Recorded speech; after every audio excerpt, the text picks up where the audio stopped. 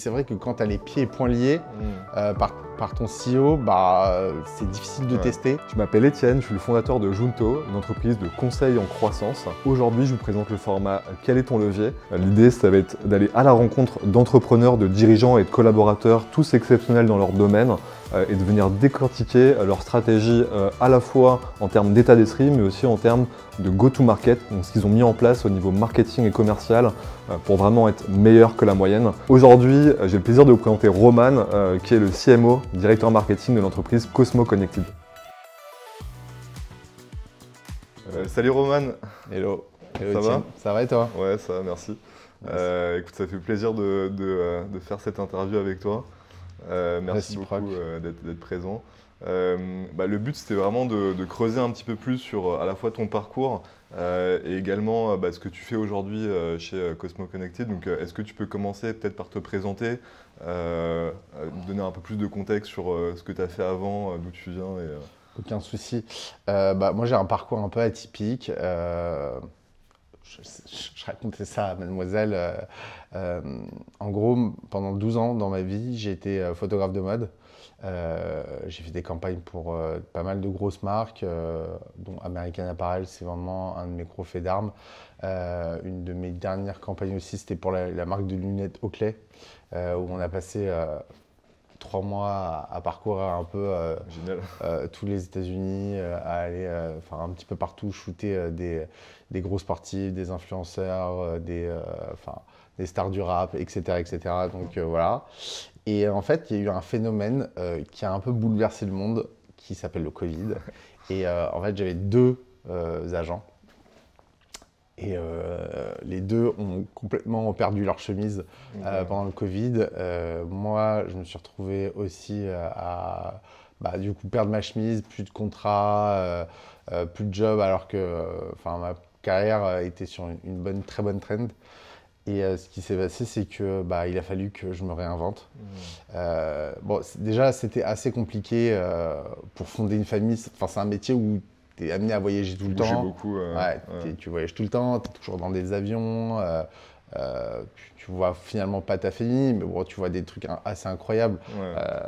La dernière grosse réunion de prod que j'ai eue, c'était dans la piscine de la Soho House à Malibu, où il y avait toute la production dans une piscine, et c'était assez incroyable.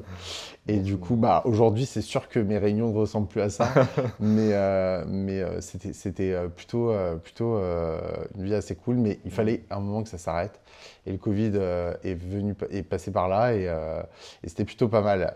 Et en fait, pendant toute ma carrière, c'est vrai que je voyais toujours, il y avait toujours un mec qui donnait des ordres à tout le monde. Il disait on va faire ci, on va faire ça.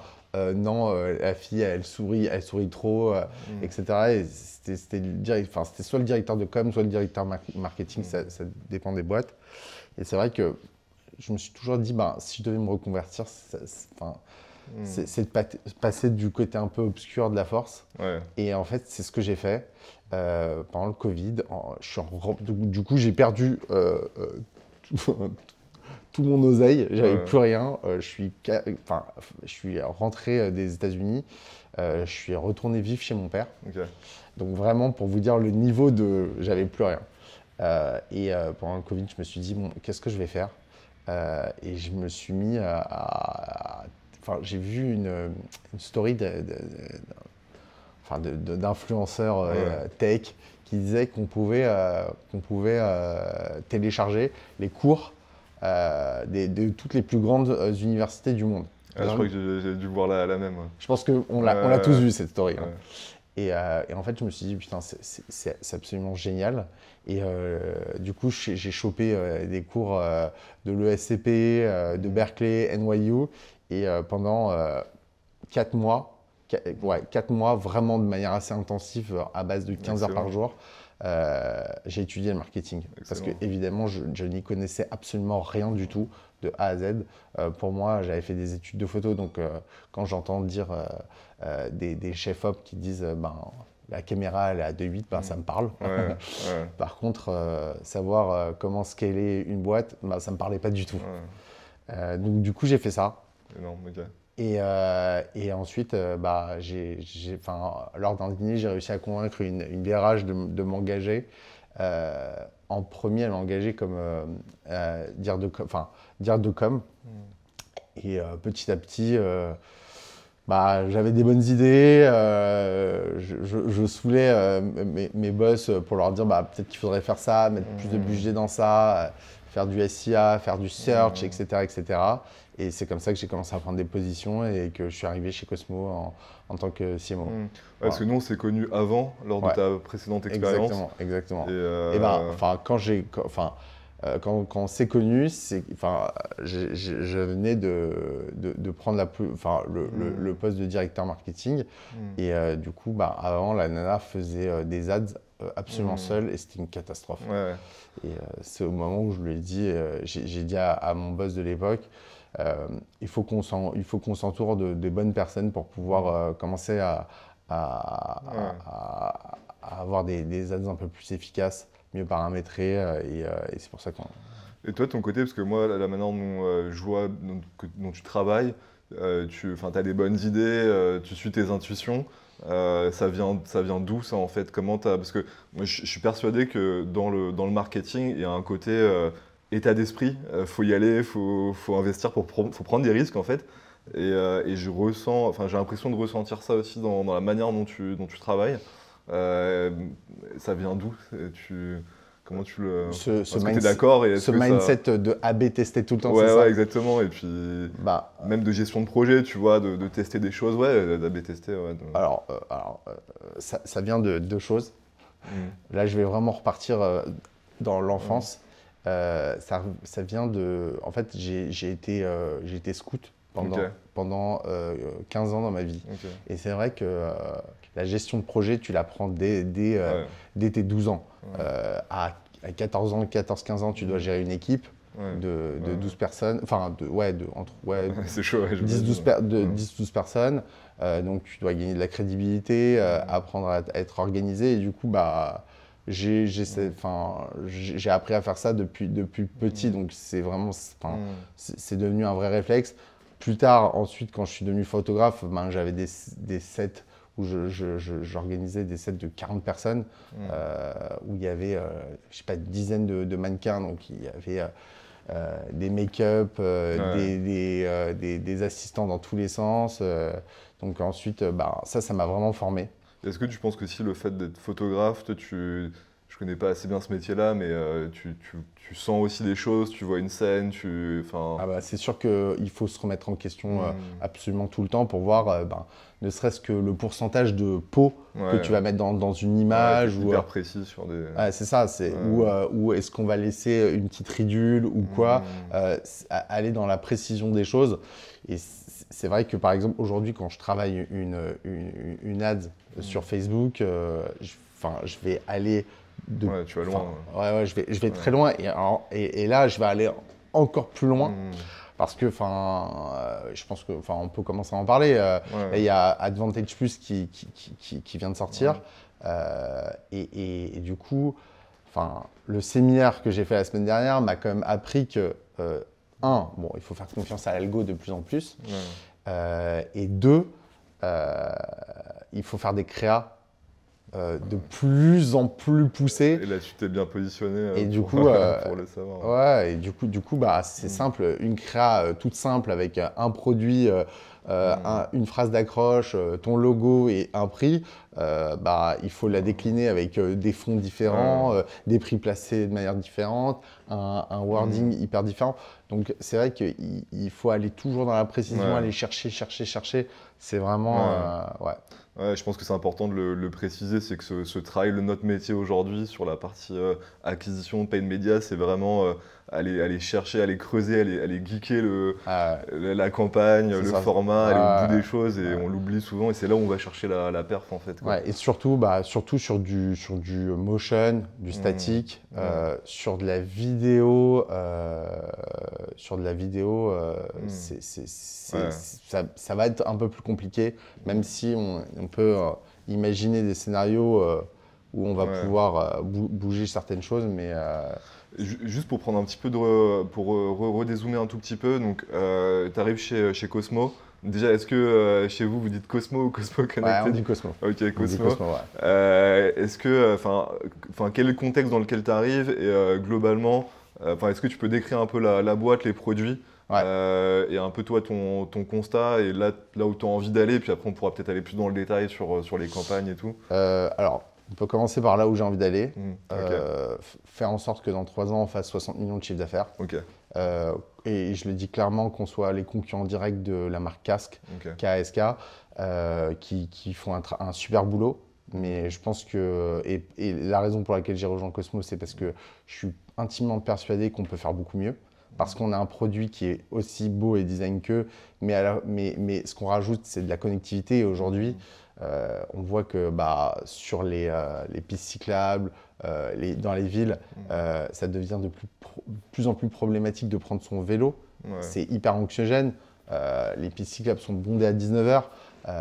Et du coup, si tu n'as pas de moyen de signalisation sur ton moyen de transport, ça va commencer à devenir de plus en plus dangereux. Donc on a ce côté rassurant et stylé. On n'a pas non plus des casques où il y a des LED dans tous les sens qui feraient sapin de Noël. Donc voilà. Donc oui, mon ambition chez Cosmo, c'est que vraiment qu'on arrive à poser une stratégie pour faire en sorte qu'on fasse du 60 millions de chiffre d'affaires d'ici 3 ans. Ouais. Et juste pour creuser un petit peu là-dessus, vu qu'on parle d'Obj direct, et j'aime bien tu m'as demandé, je suis allé direct, straight to the point. Là-dessus, est-ce que tu as une vision à peu près de la répartition B2B, B2B, B2C online, B2C peut-être offline, réseau de retail, de distribution? Moi, du coup, mon appétence, et ça, je peux le cacher à personne, c'est vraiment le online. Okay. J'y crois dur comme fer, je crois que c'est réellement l'avenir. Mais c'est pas pour ça que dans mes stratégies, je vais pas, et souvent en Comex, je défends pas le fait de développer et avoir un vrai pôle B2B assez important. Parce que quoi qu'il arrive, le produit, quand il dépasse un certain seuil, c'est-à-dire plus de 100 €, à mon sens, les gens ont quand même besoin de le savoir en magasin, le voir, le toucher. Essayer même dans le cas d'un casque. Ouais, c'est ça. Ouais. Et du coup, pour moi, c'est hyper important qu'on soit présent chez les gros retailers. Aujourd'hui, on est présent chez Fnac, Darty, Boulanger. Mais même les petits, il faut qu'on soit un peu présent partout. Pour moi, c'est essentiel. Et donc voilà, donc pour moi, j'espère que la bonne répartition, ça serait d'avoir du 60-40. Okay. Je dirais pas 60 pour qui et 40 pour qui, comme ça je fâcherai personne, mais on a un bon 60-40, c'est pour moi l'équilibre. Et tu penses que en France, vous pouvez, là c'est international ou c'est uniquement périmètre France? Pour l'instant, on est périmètre Europe. Okay. Et là, les ambitions, c'est d'aller sur l'international. Okay. Ouais. Et tu penses qu'en France, est-ce que ça t'aurait donné un ordre de grandeur de chiffre e-commerce, on va dire, un peu target en France, que tu peux aller chercher? Est-ce que tu aurais un chiffre à donner? Juste pour compléter un petit peu, moi je vois quand même des marques. Tu vois, il y a des paliers quand même. Et à un moment donné, quand tu fais 15, 20, 30 millions en France en e-com, ça commence à être très très beau e-com. Ouais, c'est très beau e-com. Sur le périmètre France, je pense que le plafond de verre arrivera sur les 5 millions d'euros. Okay. Je pense que ça arrivera à ce niveau-là. Après, je pense qu'on commencera à vraiment se développer sur l'international et aussi sur la partie Amazon, qui est un vrai levier d'acquisition hyper important. Et sur lesquels c'est essentiel de le développer. Et juste pour revenir un peu sur la stratégie du coup, parce que moi j'ai l'impression que vous êtes quand même une boîte assez tech au final aussi. Il y a beaucoup de tech derrière vos produits. Comment est-ce que... Mais la tech... Franchement, il y a 50% de design, 50% de tech. Et ça, c'est quelque chose qu'on ne perçoit pas forcément. Enfin, moi, que vous m'avez bien expliqué, mais par rapport à des concurrents, par exemple, ou à d'autres, vous investissez beaucoup sur cette partie tech, connectivité, d'où aussi un positionnement peut-être un peu plus premium que d'autres.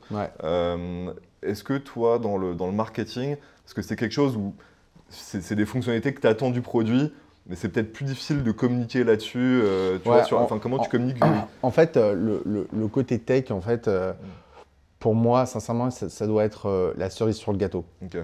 Tu vois ce que je veux dire? En fait, tout va devenir tech, tout devrait être tech. Et du coup, en fait, c'est pas un plus, c'est quelque chose pour moi qui est absolument normal. Et en fait, dans mon domaine, les casques qui ne le seraient pas, pas leur place de base. Ouais, à mon avis, n'auraient pas vraiment d'avenir. Et je suis sûr que tous nos concurrents vont s'y mettre. Et donc, en fait, tout devrait être tech, sincèrement. Parce que, dans l'évolution de tout ce qu'on a vu. Tu veux avoir ton app, tu veux. Ouais, et même les vélos électriques. Regarde tous les vélos électriques qui passent sous nos fenêtres, c'est colossal. Dans 5 ans, quasiment tout le monde aura un vélo électrique. Ouais. Et du coup, par rapport vraiment à votre gamme aujourd'hui, si on rentre un peu plus dans le concret, dans le détail, quels sont un peu vos produits phares et toi, en termes de stratégie, est-ce que tu te focuses sur certains produits, sur tous les produits? Comment ça se passe on a en fait, je peux. Ouais, carrément, entre nous. Donc ça va être le casque, du coup il est customisé par ma propre personne et ma meuf m'a dit ce matin, il est absolument affreux, j'espère que tu vas pas le montrer. Mais moi je l'aime comme ça, et du coup il y a les logos de nos partenaires, si vous avez des stickers, je les mettrai avec grand plaisir. Tu peux nous faire de l'impression un peu. Exactement. Exactement. Donc du coup, ça c'est le casque dont on parle.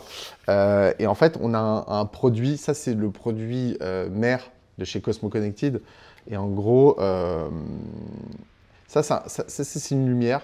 C'est par ça que Cosmo a été créé, par cette lumière intelligente qui va se plugger sur pas mal de choses, sur une selle, sur des casques, sur des sacs, etc.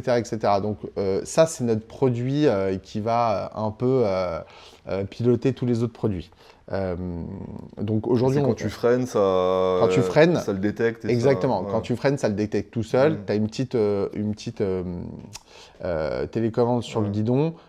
Tu peux tourner, tu t'indiques que tu tournes à droite, à gauche. C'est génial ça. Tu as aussi le mode warning et si tu tombes, ça envoie un texto à tes trois anges gardiens. Voilà. Et si tu penses que ta femme est infidèle, ça peut aussi te traquer dans une application. Vous allez loin. On va très loin. Non, mais c'est surtout pour rassurer tes proches et tout. Évidemment que traque personne d'infidèle. Donc le casque, aujourd'hui, il est présenté à combien? Il est à 100... On a 2 versions. Ouais. On a une version donc, sans télécommande et sans oreillette, donc qui va être la version pure. Et ça, il va être présenté à 159. Et on a la version full package qui sera la version premium à 199 €. Ouais. Donc panier moyen plutôt élevé, on va dire. Ouais. Panier moyen élevé, ce qui veut dire que tu as potentiellement un peu plus de souplesse dans ton CAC. Est-ce que tu as plusieurs personnes qui achètent, est-ce que tu as plusieurs casques qui sont achetés dans un panier? Non, c'est rare. C'est rare? Ouais, ça va être plus un casque. Ouais, pour l'instant. Et alors, je remarque que c'est plus les femmes qui vont mettre des combos de couleurs. Parce qu'en fait, aussi la force, c'est d'avoir une gamme de couleurs, de 6 couleurs différentes. Et là, on est en train de multiplier les couleurs. Et c'est vrai qu'aujourd'hui, il y a un phénomène qu'on est en train de voir, c'est que les gens veulent associer leur casque à leur style. Voilà. Et du coup, il y a des commandes de casques en noir, blanc, rubis. Et en fait, on comprenait pas. On se disait, bon, c'est pour des cadeaux et tout. Et en questionnant notre base de clients, on se rend compte que les gens nous disent souvent, non, c'est pour moi. C'est juste que quand je m'habille comme ci, je vais mettre au casque comme ça. Donc vous allez aller de plus en plus dans la perso également. Exactement. C'est un des projets de 2023. Ouais, c'est génial ouais, de pouvoir. Je trouve ça. Moi, j'adore regarder, customiser le produit. Bah écoute, c'est dans le pipe. On va A/B tester ça. En fait, on va pouvoir acheter un casque comme un iPhone. C'est-à-dire que bah, tu achètes ton iPhone de base, puis tu y rajoutes de la mémoire, tu choisis la couleur, etc. Bah, tu vas pouvoir faire la même chose avec le casque. Ouais. Et ça, niveau tech, est-ce que niveau page produit, c'est quelque chose qui est compliqué à faire? Parce que j'ai l'impression qu'il y a beaucoup de sites qui aujourd'hui sont un peu limités par ça, c'est-à-dire que proposer plusieurs couleurs, avoir un process derrière de logistique et de réalisation. Bah, il faut avoir un vrai process, c'est sûr. Il faut avoir un vrai process de logistique bien mis en place. On est en train de travailler sur ça. Mais c'est dans les projets de 2023. Non, si on creuse un peu plus sur les leviers, du coup. Parce que c'est l'objectif. C'est effectivement le but, c'est d'aller un peu plus dans le détail également. Donc on a parlé effectivement stratégie, il y a plein de choses à dire autour de la stratégie produit, de pricing, etc. Mais globalement, est-ce que tu peux nous partager dans les grandes lignes quels sont tes meilleurs leviers, un peu les tendances que tu observes à ce niveau-là? Je sais pas si ça va te plaire ma réponse. Sincèrement, je vais peut-être paraître un peu démago, mais je crois que le meilleur levier aujourd'hui, c'est le recrutement. C'est le recrutement d'une équipe qui est capable d'opérer. Et ça va être mon deuxième levier que je vais mettre en avant. C'est capable d'opérer une stratégie de A à Z. Une stratégie qui est évolutive, mais une stratégie imparable. En parlant de stratégie, du coup, pour revenir un petit peu à mon histoire, quand je travaillais les cours de ces grandes écoles, ça me ramenait, surtout sur la partie stratégie, qui est vraiment un des fondements uniques, ça me ramenait à un événement de mon enfance. Je vais prendre 2 minutes pour faire une petite Madeleine de Proust. En gros, moi, je me souviens d'un... du côté de mon père, on est d'origine juive séfarade. Et chez juifs séfarades, on a un plat qui s'appelle la dafina. Et en gros, donc c'est un plat assez compliqué, il y a plein de choses dedans, c'est hyper sucré, il y a du blé, des œufs, de la viande, etc. etc. Et en fait, j'entendais souvent ma grand-mère parler avec ses cousines, ses copines, de comment chacune d'entre elles réalisait la meilleure dafina du monde. Et c'est marrant parce que la dafina de ma grand-mère n'évoluait jamais. Et finalement, elle était toujours extraordinaire.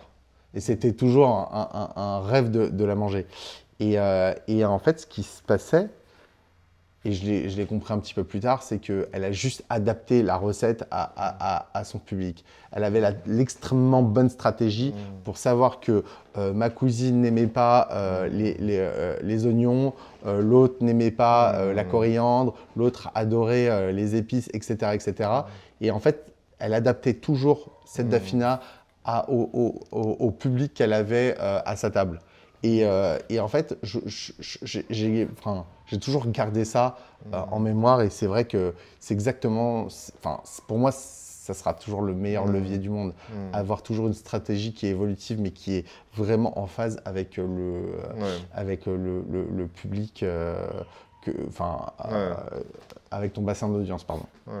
Mais je goûterais d'ailleurs la dafina parce que je connaissais pas ce plat. Ma grand-mère n'est plus là, mais par contre, ma belle-mère en fait une sublime. Donc, ça sera avec grand plaisir. J'imagine que tu veux que je te parle d'un levier Ouais, si tu peux, ouais, effectivement, si tu peux me donner... Alors, moi, il y a un levier qui fonctionne vraiment, vraiment bien. Il y a plein de leviers que j'adore.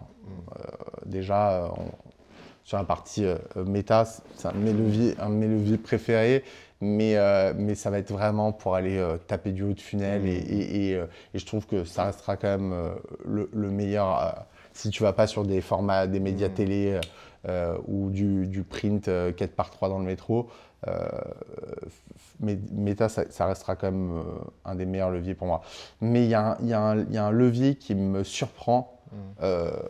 Plus on avance dans le temps, plus je suis assez surpris par ce levier, c'est quand même tout le SEO. Le SEO, c'est et tout ce qu'on peut faire avec. C'est intéressant de l'entendre dire, ouais, je suis assez d'accord avec toi. Je trouve que enfin, il est hyper puissant. Ouais. Moi, je viens relever les compteurs toutes les semaines avec mon prestataire. Et toutes les semaines, je suis hyper impressionné de la force de frappe. Ouais. Alors, ça demande de l'investissement, c'est un travail de fond. Et je suis assez impatient comme mec enfin, dans la vie.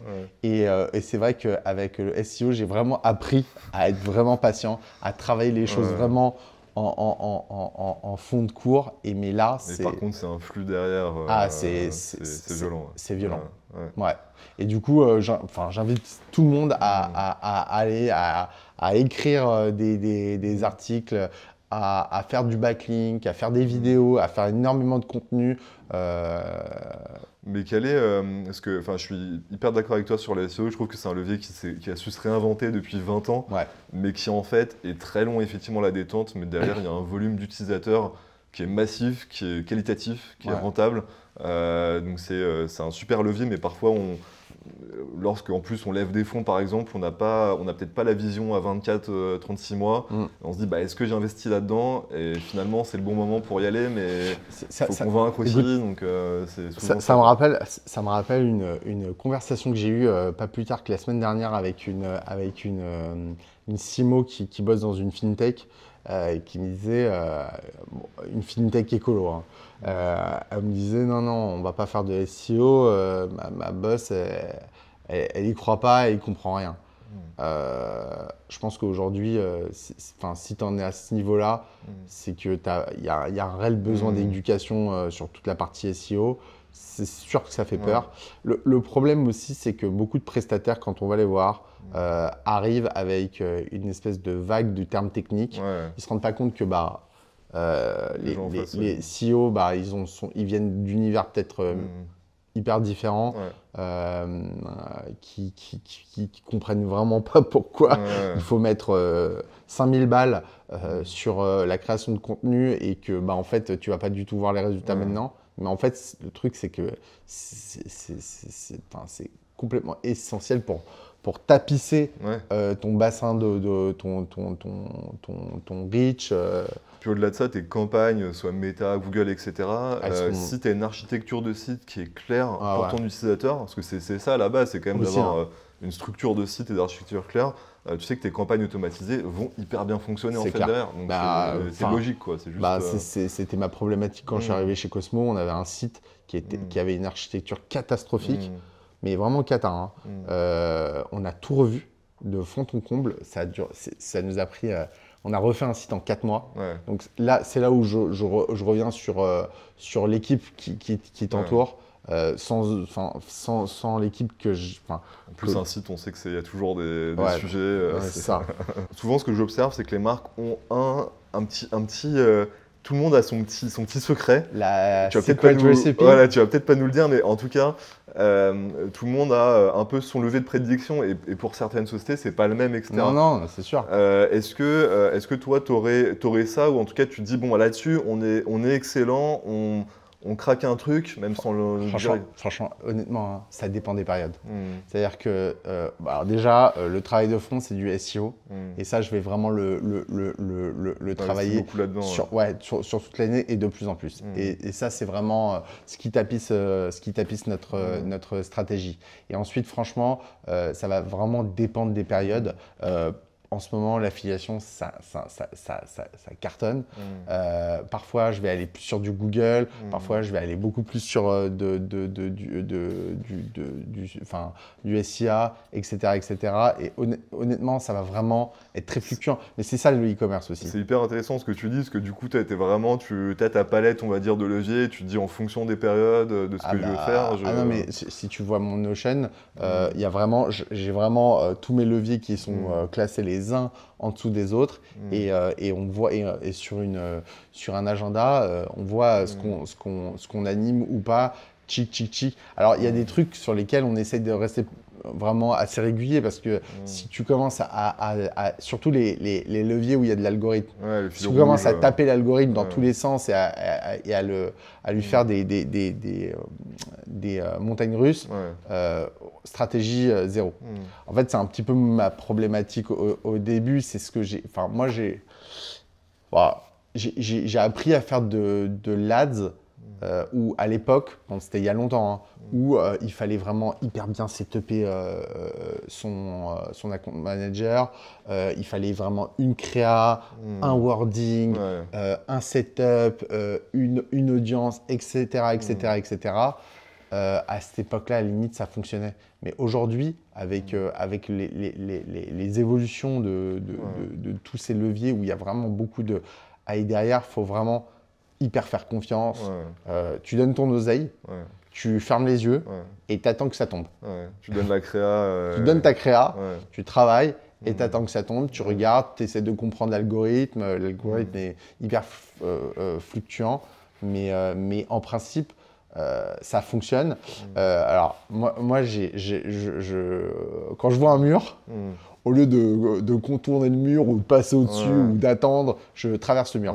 Donc là, il y avait une occasion de tester en bêta-test Advantage Plus. Et du coup, je les ai saoulés chez Meta pour qu'on y soit. Ils m'ont dit 3 fois non, vous ne pouvez pas y être, vous ne dépensez pas assez. Finalement, on y est arrivé. On a commencé à faire de l'advantage avec Meta et on voit que nos CPC ont été divisés par 2. Donc honnêtement, je le recommande à tout le monde. Foncez sur cette nouvelle façon de faire des ads et faites confiance à l'algo, quoi. Ouais, c'est intéressant ce que tu dis, c'est que finalement, aujourd'hui, tu dois faire confiance. Mais en même temps, donc, il faut que tu aies des outils de reporting qui te permettent assez rapidement de naviguer entre les leviers, ce qui est un sujet, sujet complexe. Ah oui, pour moi, c'est le premier truc que j'ai mis en place avant d'arriver.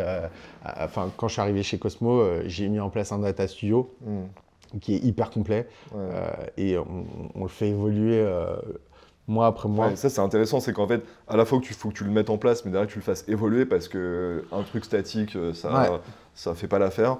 Et tu complexifies ton mix média, donc forcément, il faut aussi que tu complexifies ta data vise. Et après, tu as aussi le côté, je suis très d'accord avec toi, c'est je traverse le mur, c'est-à-dire qu'en fait, il n'y a pas de mauvais levier, il y a une mauvaise stratégie derrière. Et il faut être hyper innovant en fait. En fait, il y a aussi un truc, c'est que j'ai la chance aussi d'avoir un CEO qui me laisse tester des choses aussi. C'est important, parce que le problème qu'il y a, c'est que c'est vrai que quand tu as les pieds et poings liés par ton CEO, c'est difficile de tester. Tout est hyper mouvant. Tout est hyper mouvant. Il y a toujours des nouveaux trucs. Enfin, rien que là, avec la solution Just, moi déjà, ce principe de paiement à un clic, quand je le testais sur Amazon, je trouvais ça génial. Quand on m'a dit, il y a le moyen de le faire sur ton site, je me suis dit, putain, bingo, c'est encore mieux.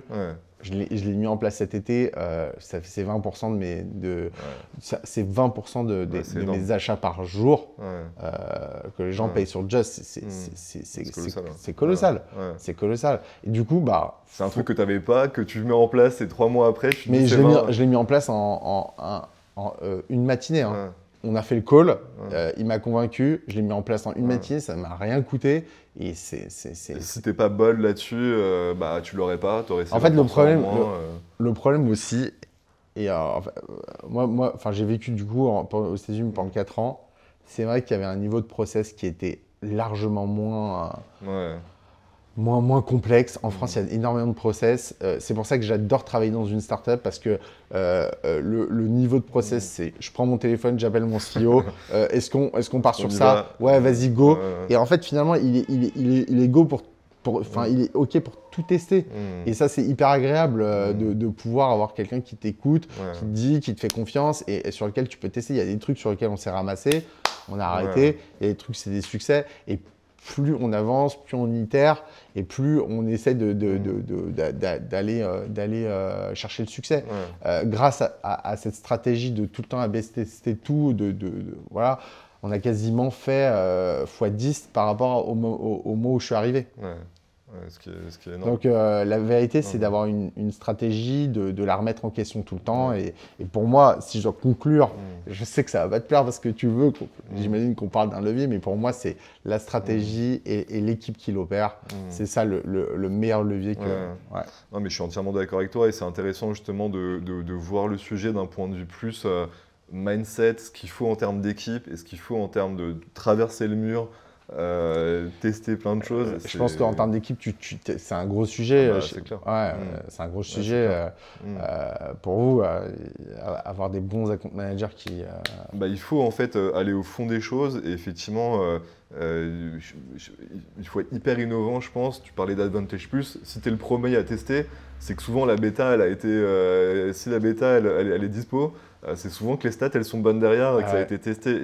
Et si t'es le premier que tu y vas et que... Et en fait, j'espère que ce podcast ne sera pas écouté et vu par beaucoup de monde parce que j'ai pas trop envie que tout le monde commence à se ruer sur ce truc. Les chiffres en ce moment, c'est un truc de ouf, quoi. Vraiment. Non, mais en tout cas, je pense parce que c'est vrai qu'on n'a pas donné beaucoup de détails sur Advantage Plus, mais en tout cas, pour les gens qui connaissent et qui regarderont, ils iront chercher, mais effectivement, c'est un nouveau type de campagne. C'est simple, quand Shopping sur Google est sorti, je savais que Meta allait sortir un truc, donc j'ai commencé à chercher. J'ai vu Advantage Plus apparaître sur un article d'un journal américain. Et là, j'ai commencé à les saouler. Quand est-ce que ça sort toi, t'étais même quand c'est sorti aux US, t'étais dessus. J'étais dessus, J'étais dessus. Je savais que ça allait révolutionner. Après, franchement, les premiers temps où on commence à paramétrer son Advantage Plus, c'est un peu compliqué parce que tu comprends pas. Tu as des wordings qui vont aller avec des créas, mais ta créa, est-ce que c'est une créa Black Friday? Elle va aller avec ce wording qui va... Donc, tu commences à te poser 1 milliard de questions. Mais finalement, le truc fonctionne. Parce que ça devient assez technique après quand tu es dans des histoires de flux, de CESO, donc il faut effectivement creuser le sujet. Et alors j'entends pas mal un truc, c'est alors du coup, si c'est l'algo qui fait tout, on n'aura plus besoin d'account manager, mais en fait non. On aura toujours besoin. Il faut quand même réfléchir. Il y a toujours l'account manager va vraiment venir plus en guise de stratège et il va te dire écoute, il faut vraiment, on va le paramétrer de cette manière, on va aller comme ça, on va itérer de cette manière, etc. Et c'est comme ça qu'on va réussir. Et aller sur Advantage Plus solo, à mon sens, c'est une connerie. Moi, je le vois côté agence sur des setups plus avancés, on va dire, sur des logiques de shopping.